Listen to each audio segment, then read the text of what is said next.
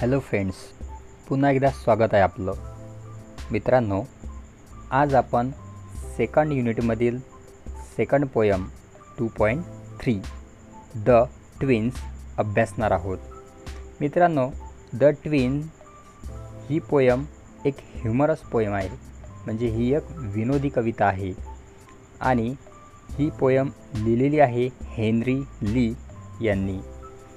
आणि ही पोयम जी आहे ही पोयम दोन जुळ्या भावांविषयी आहे की जर आपण सारखे दिसायला असू, दोन जुळे भाऊ असतील तर त्यांच्या बाबतीत नेमकी काय प्रसंग घडतात ते आपल्याला एक मनोरंजकरित्या एक विनोदी प्रकारे पोएटने या ठिकाणी आपल्याला सांगितलेलं आहे की कुठकुठल्या चुका या ठिकाणी होतात, सारखंपणा असल्यामुळे सारखे दिसत असल्यामुळे काय काय चुका होतात हे आपल्याला या पोएममध्ये पोएटने सांगितलेलं आहे. चला तर आपण पोएमला सुरुवात करूया.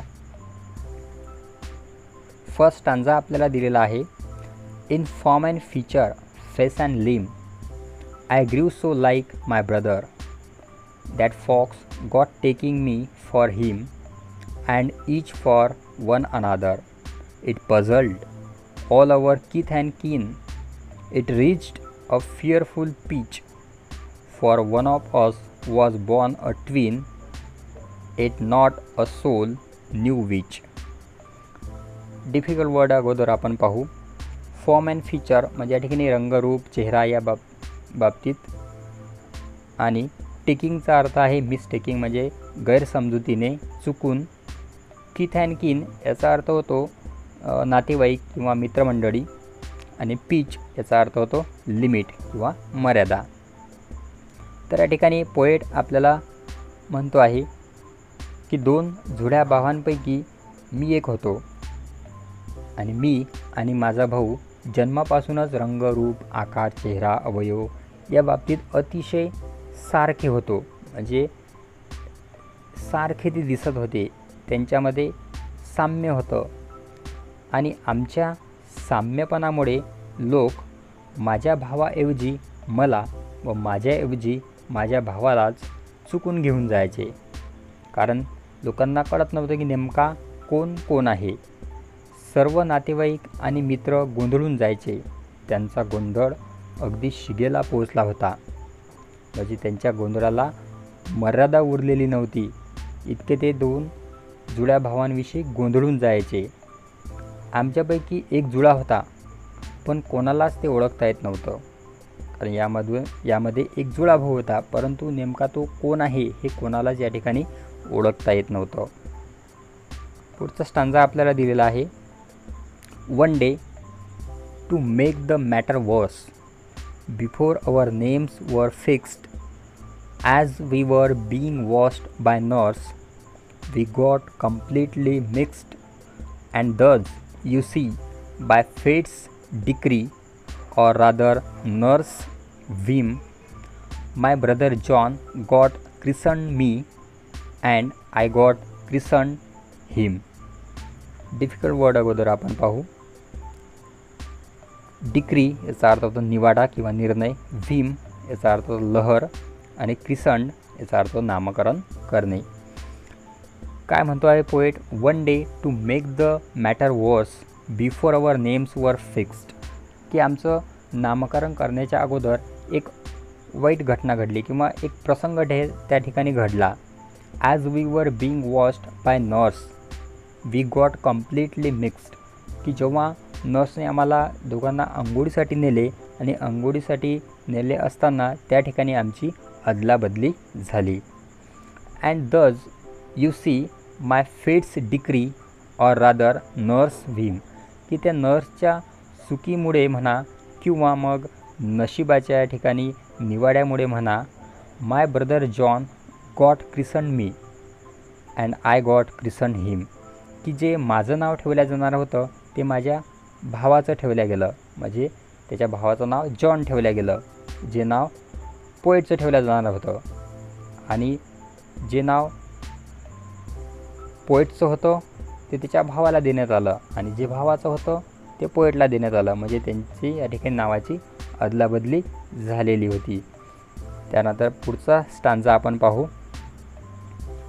This fatal likeness even dogged my footsteps when at school, and I was always getting flogged for John turned out a fool.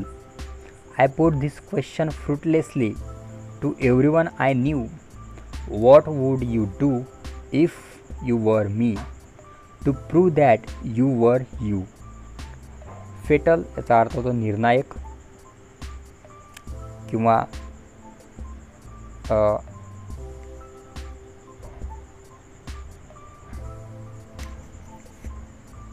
हानिकारक किंवा वाईट. डॉगिड पिच्छा न सोडणारा. फ्लॉग्ड याचा अर्थ होतो चोप बसला किंवा शिक्षा झाली. फ्रुटलेसली म्हणजे निरर्थक. तर आपण स्टांजा पाहू.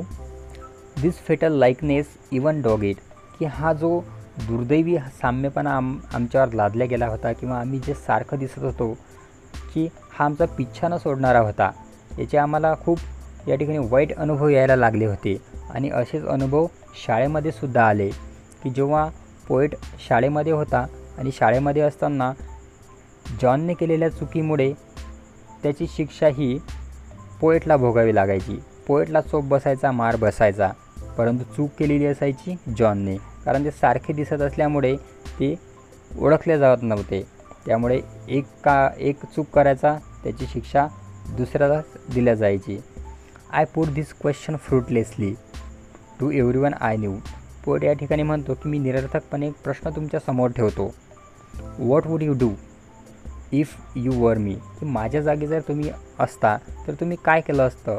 To prove that you were you, की तुम्ही तुमची स्वतःची या ठिकाणी आयडेंटिटी किंवा स्वतः कसं प्रूव्ह केलं असतं की तो जो आहे तो मीच आहे, असं आपल्याला या ठिकाणी पोएट म्हणतो आहे. पुढचा स्टांजा आपण पाहू. Our close resemblance turn the tide of my domestic life, for somehow my intended bride became my brother's wife. In fact, year after year the same absurd mistakes went on, and when I died the neighbors came and buried brother John. या ठिकाणी difficult word अगोदर आपण बघू. Turn the tied म्हणजे बदलले, या ठिकाणी change झाला. त्यानंतर इंटेंटेड म्हणजे पूर्वनियोजित. डोमेस्टिक म्हणजे या ठिकाणी खाजगी किंवा कौटुंबिक. तर या ठिकाणी पोएट काय म्हणतो आहे, our close resemblance turn the tide of my domestic life, की माझं जे कौटुंबिक जीवन आहे ते कौटुंबिक जीवनावर सुद्धा या साम्यपणामुळे किंवा सारखेपणामुळे परिणाम झालेला आहे, ते बदललेलं आहे. कसं तर ते पाहू पुढे. For somehow my intended bride became my brothers wife, की जिच्यासोबत माझं लग्न ठरलेलं होतं, जी माझी पत्नी होणार होती, ती चुकून माझ्या भावाचीच पत्नी झाली. In fact year after year the same absurd mistakes went on, की खरं तर ह्या ज्या चुका आहेत ह्या चुका वर्षानुवर्ष होतच राहिल्या.